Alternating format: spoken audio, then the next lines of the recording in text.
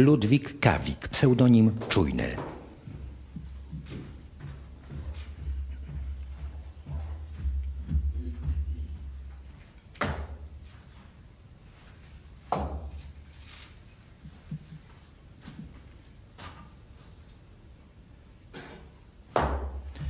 Urodził się 20 października 1911 roku w Łękawicy w powiecie tarnowskim.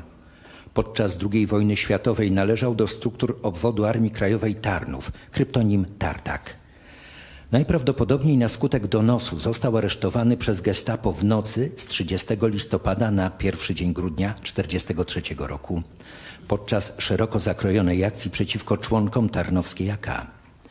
Po początkowych przesłuchaniach w siedzibie gestapo przy Urszulańskiej 18 w Tarnowie został osadzony w tarnowskim więzieniu, skąd w połowie grudnia 1943 roku przewieziono go do więzienia policyjnego przy ulicy Montelupich w Krakowie, gdzie zmarł 27 kwietnia 1944 roku.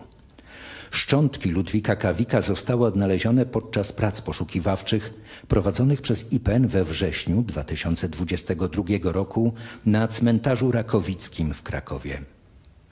Notę identyfikacyjną w imieniu rodziny odbierze Grzegorz Kawik, wnuk ofiary.